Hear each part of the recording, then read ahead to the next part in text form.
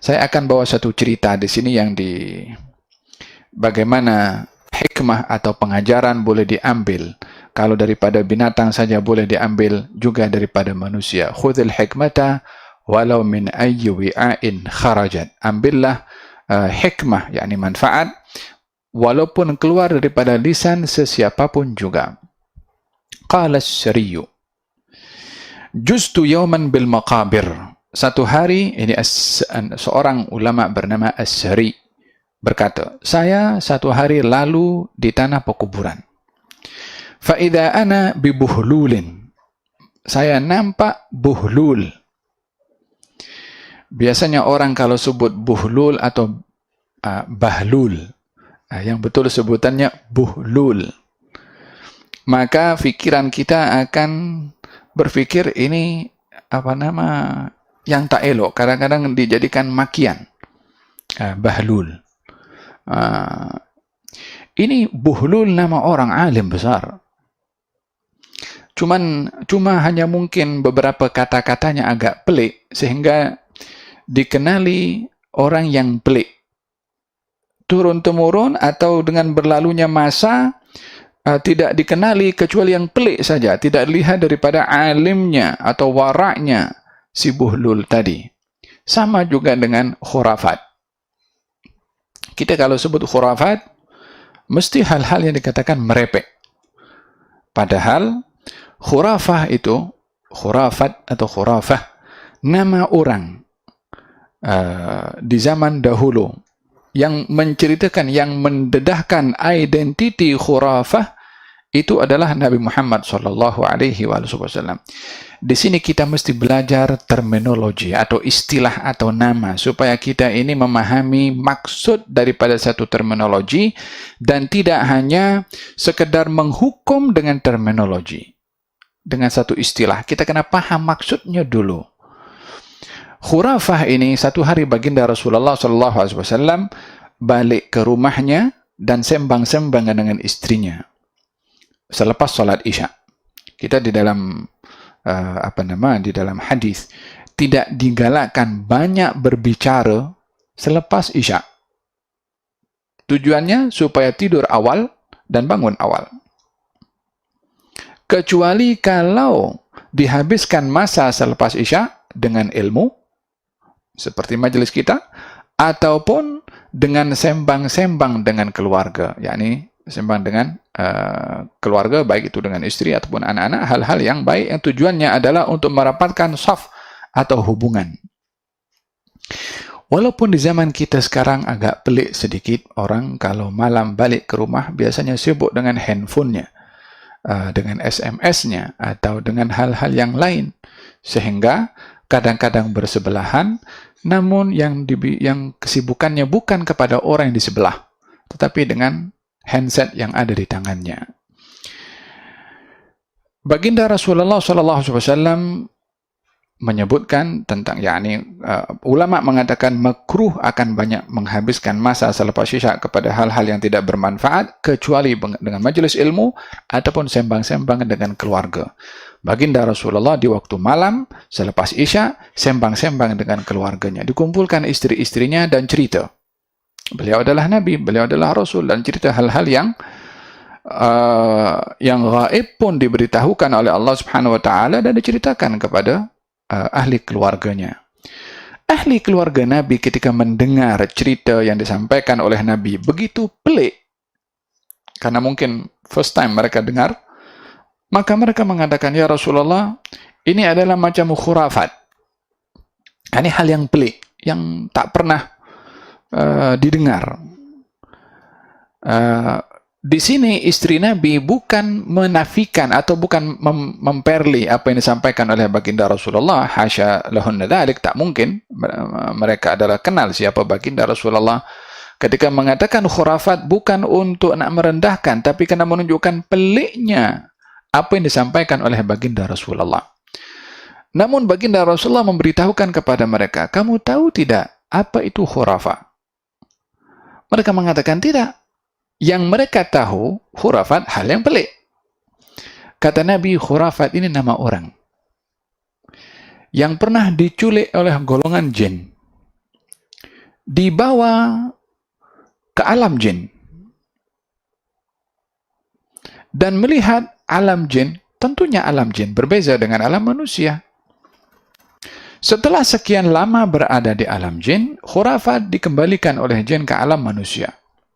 Dan di dalam hal ini, ada kalanya manusia diberi kebolehan untuk berinteraksi dengan jin, dan ianya adalah membuktikan akan adanya alam tertentu yang dinamakan alam al-jin. Baginda sendiri pun juga pernah masuk atau datang ke alam jin, kepada bangsa jin untuk berdakwah. Dalam hadis dinyatakan ketika baginda Rasulullah satu hari dicari oleh para sahabat, cari sana tak jumpa, last kali muncul baginda Nabi Muhammad SAW. Kata sahabat, ya Rasulullah, kami risau akan keselamatan engkau. Kata Nabi, saya datang daripada golongan jin, maksudnya daripada alam jin. Ada utusan, duta daripada jin yang menjemput Nabi untuk datang berdakwah kepada golongan bangsa jin di alamnya, dan Nabi pun pergi dan berhadapan dengan bangsa jin, dan mereka beriman kepada baginda Rasulullah SAW. Oleh sebab yang demikian, baginda diutus untuk manusia dan juga untuk jin. Kata baginda Rasulullah, kau tahu tidak siapa itu khurafah? Khurafah ini adalah seorang yang diculik oleh jin, dibawa ke alam jin, melihat alam jin jauh berbeza dengan alam manusia. Ketika dikembalikan ke alam manusia, dia cerita kepada orang lain apa yang ditengok oleh alam jin. Manusia yang tak pernah tengok alam jin menganggap khurafat ceritanya ini adalah hal-hal yang merepek. Maka oleh kerana khurafah ini bercerita hal-hal yang dilihat di alam jin yang tak pernah dilihat oleh manusia yang ada di zaman itu, maka setiap ada hal-hal yang pelik, orang akan kata, ini macam khurafah. Maka menjadi label kepada hal-hal yang pelik dengan gelaran khurafah. Tapi itu nama orang, dan di sini dikatakan orang itu orang yang baik, orang yang saleh. Sama juga dengan buhlul, yang dilihat atau biasanya digunakan untuk hal-hal yang makian atau cacian. Hakikatnya itu adalah nama seorang ulama besar. Nama sebenarnya adalah Abu Wahab Buhlul ibn Amr al-Majnun al-Kufi. Namanya adalah Abu Wahab Buhlul bin Amr, digelari al-Majnun. Al-Majnun yang dimaksudkan di sini ialah salah satu artinya majnun itu adalah gila, tetapi hakikat maknanya adalah sesuatu yang tersembunyi. Ini orang kalau dikatakan gila, maksudnya akalnya itu tersembunyi atau hilang, maka dikatakan gila. Tapi hakikatnya tak semua hilang pemahaman itu gila.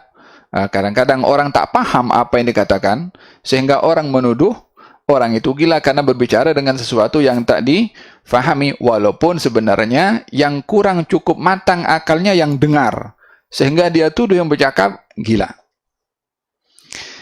Katanya, qad dalla rijlaihi fi qabrin huwa yal'abu bit-turab. Ini Buhlul, kakinya diletakkan dalam kubur. Kemudian dia main debu atau tanah kubur.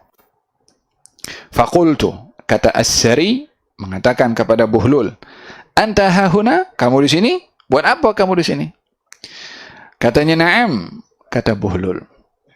Ana inda qaumin la yu'zuni. Kalau saya ini berada di tengah-tengah kaum yang tak menyakiti dan mengganggu saya. Karena orang mati semua, orang kubur. Wa in ghibtu anhum la yaghtabuni.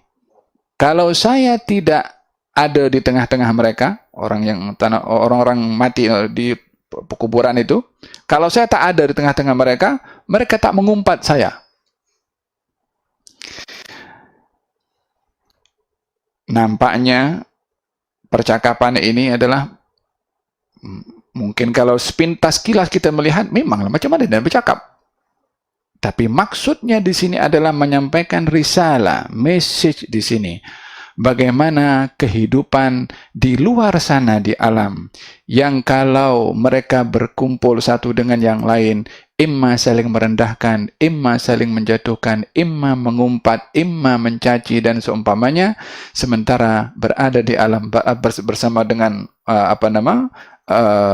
di tanah pekuburan, tak ada orang kacau, tak ada orang mengumpat pun juga.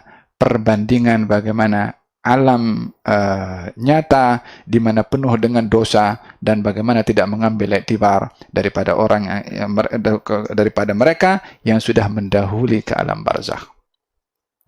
Wa in ghibtu anhum la yaghtabuni. Kalau saya tak ada di tengah-tengah mereka di tanah pekuburan, mereka pun tak mengumpat saya. Faqultu, kata As-Sari mengatakan, ya Buhlul, al-khubzu qad ghala. Wahai Buhlul, sekarang ini harga roti sudah mulai naik. yakni harga barang naik. Kata Buhlul mengatakan, dia nak bagi tahu sekarang orang dah hidup susah, harga barang, makanan, keperluan asas naik. Wallahi ma ubali walau anna habbatan bimithqal. Kata Buhlul mengatakan, saya tak peduli mau naik mau turun. Walaupun satu butir gandum pun harganya mithqal. Mithqal ini satu timbangan yang berat.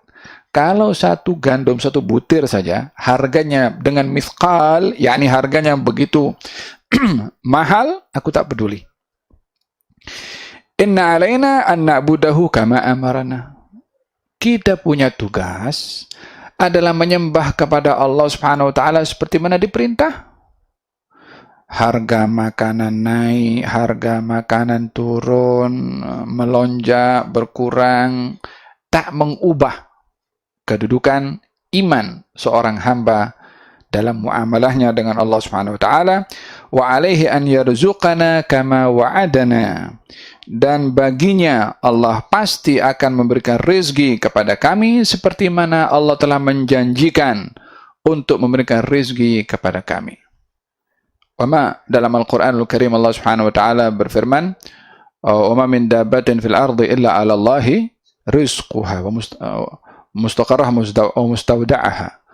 Tidak ada yang melata di atas muka bumi ini, semua, melainkan rezekinya dijamin oleh Allah Subhanahu wa taala. Tidak akan terlepas setiap makhluk, melainkan rezekinya dijamin oleh Allah Subhanahu wa taala. Bagi seorang yang beriman dengan Allah, beriman dengan firman Allah, dengan wahyu, dengan Al-Quranul Karim, sebagai firman yang tidak ada kesamaran tentang kebenaran firman Allah Subhanahu wa taala, tidak akan goyang dengan pancaroba yang berlaku dalam dunia ini. Ada wabah, tak ada wabah, ada COVID, tak ada COVID, ada musibah, tak ada musibah. Baginya hidup adalah muamalah dengan Allah Subhanahu wa taala. Bila mana diberi nikmat, bermuamalah dengan Allah melalui nikmat. Bila mana diberi musibah, bermuamalah dengan Allah melalui musibah. Sehingga bagi orang yang beriman, tidak ada perubahan sikap terhadap Allah dalam keadaan nikmat atau dalam keadaan musibah. Qala Imam Abdullah bin Al-Haddad, "Alladhi li ghairak la yasil ilaik."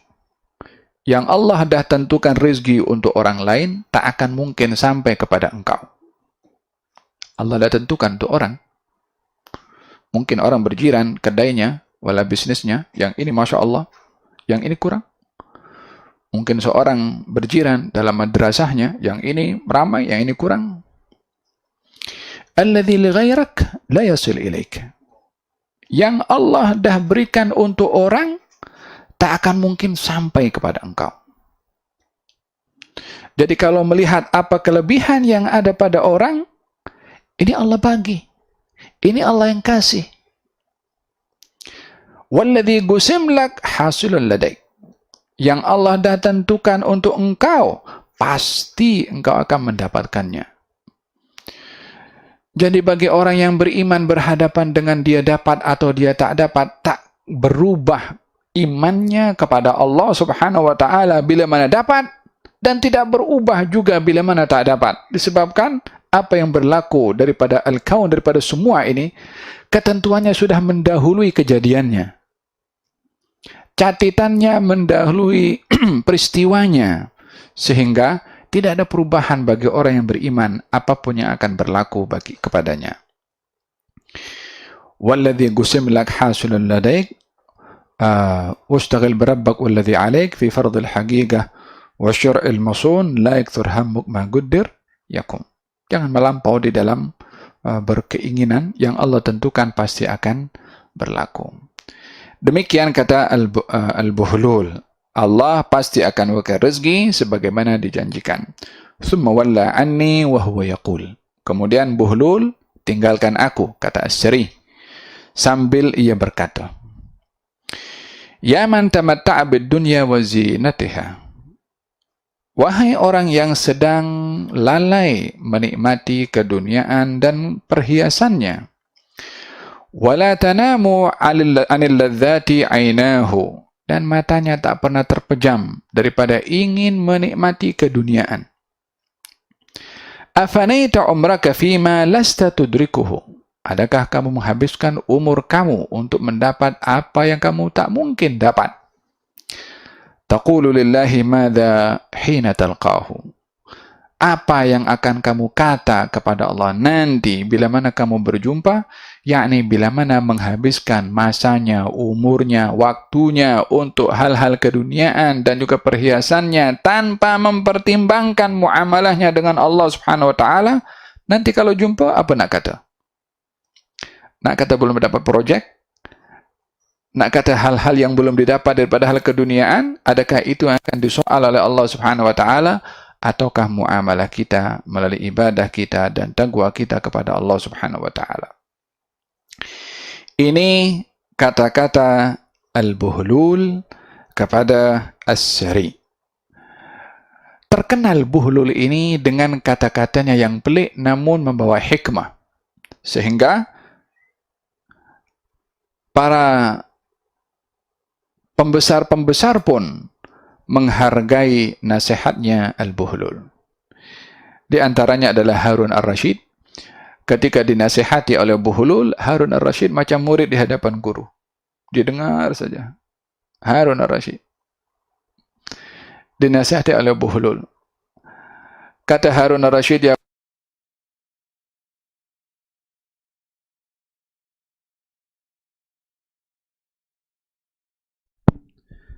wahai Buhlul, izinkan aku untuk membantu engkau membayarkan hutang. Kata Buhlul mengatakan, engkau bayar hutang engkau dulu, jangan bayarkan hutangnya aku.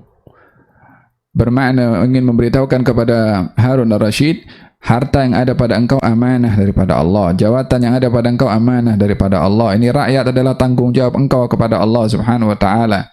Demikian menjawab Buhlul kepada Harun Ar-Rasyid, menolak bantuan daripada Harun Ar-Rasyid dan mengingatkan kepadanya. Hadirin dan hadirat yang dirahmati oleh Allah Subhanahu wa taala, mari kita sama-sama menghayati hikmah yang kita dengar daripada Asatidzah menyampaikan tadi, dengan harapan moga-moga Allah Subhanahu wa taala memberikan kepada kita pemahaman dan juga memberikan kepada kita kesempurnaan dalam iman, dan moga-moga Allah Subhanahu wa taala membimbing kita untuk bermuamalah dengan Allah melalui segala yang berlaku daripada segala kejadian dan peristiwa, dan bermuamalah dengan Allah melalui makhluk-makhluknya Allah, hatta kepada binatang, apatah lagi kepada manusia. Moga-moga Allah Subhanahu wa taala mengampunkan kita, memaafkan kita, memberi hidayah kepada kita, membimbing kepada kita, dan moga-moga Allah menambahkan ilmu pengetahuan kita dan amal kita, dan moga-moga Allah Subhanahu wa taala jadikan penghujung kehidupan kita dalam keadaan husnul khatimah. Amin Allahumma amin.